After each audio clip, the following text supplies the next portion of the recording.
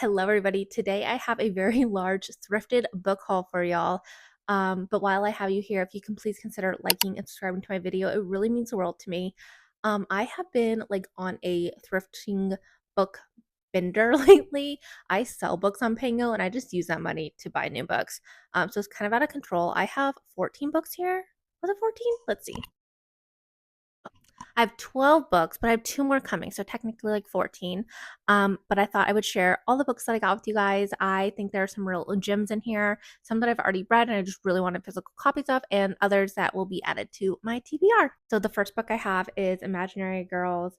I have not read this, so this is one that's getting added to my TBR.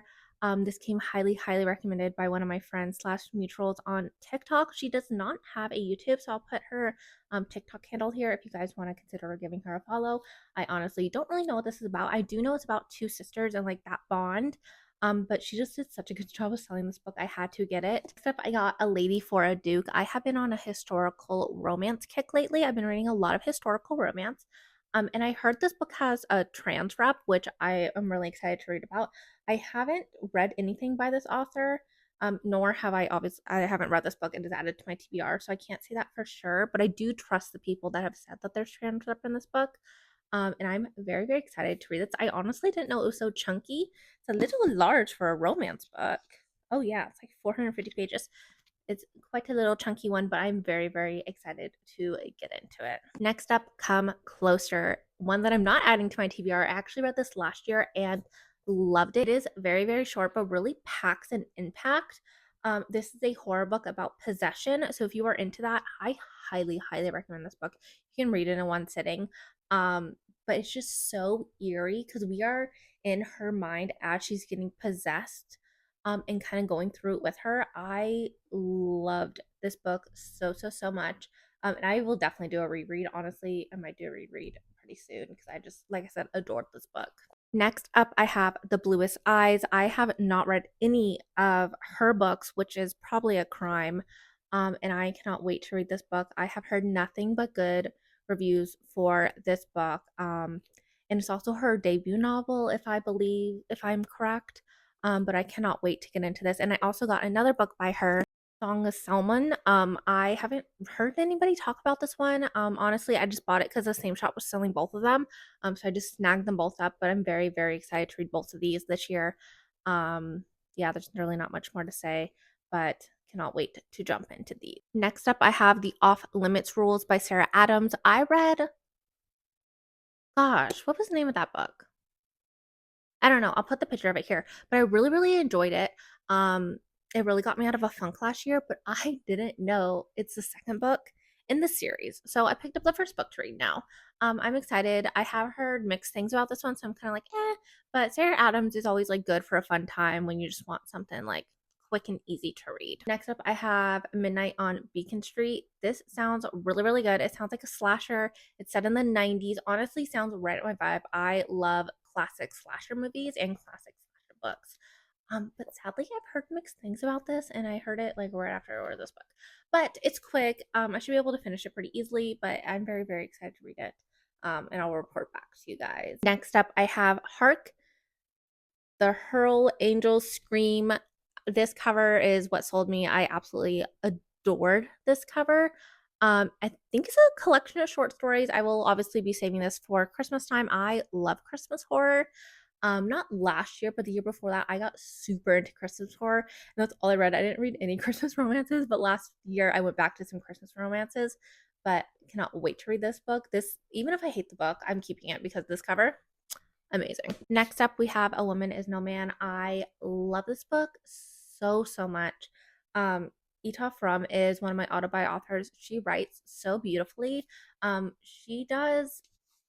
This book is a combo of contemporary fiction and historical fiction because we see multiple generations of women in this household. It really deals with some tougher topics. But I would highly recommend this book, and Evil Eye are her two that she has out right now. She also has one, but it's a KU exclusive, which is called Mother Country, which loved. Literally all her books put me in tears, but they also make me reflect a lot on life, and just they're really good. I needed a physical copy of this book in my collection. Next up, I have Incidents Around the House. This is another book I read last year that I loved. It has very mixed reviews. You either seem to love this or hate this book, and I personally fell in the loving category. And I wanted to have a copy for my collection. But this one basically follows a little girl. I can't remember how old she is. I think around 10. But she is seeing something inside her room that she calls Other Mommy. Just so creepy. The imagery in this book, oh my gosh, I've never like felt so like creeped out reading a book before. Like this book really creeped me out. Little kids seeing shit scares me so much. Um but I did buddy read this with a friend of mine and she really thought it was mid. She thought it was very repetitive, which I also found that, but I thought that was, to me, it was part of like the suspense building up. But I highly, highly recommend this book. And I thought it was super creepy and super fun. And yeah, I think this is the same author of Bird Box. Bird Box, is that what it's called? I think so. It was made into a movie. I haven't read it or watched the movie, so what do I know? But this book was really, really good. Next up, I have The Hitchcock Hotel. I know absolutely nothing about this book. I just saw it on Pango. It was from the same seller that was selling Incidents Around the House, and I adored this cover. I thought it was super, super good, so I'm very excited to read this. I'm assuming sometimes blurbs really throw me off. I just saw that Riley Sager blurred this, and I do not like his books. I'm like, ugh. But I am excited to read this. I'm assuming it's about a hotel being creepy, which I like those type of books. Have The Books of Lost Names. This is highly, highly recommended, again, by another friend slash mutual on TikTok, though she does have a YouTube. So I will let you guys know what her handle is. But I'm very excited for this. This is a historical fiction book, which again, I don't know what this book about. I just know that she loved it. She said that it made her cry like crazy. She always like features it on her channel. So I'm like, it's time for me to get that. And when I saw someone selling it on Pango, I snatched it up. So I cannot wait to read it. So that is my giant Pango book haul. Let me know if you guys have read any of these books. I'm very excited to dig into the ones that I have not read yet.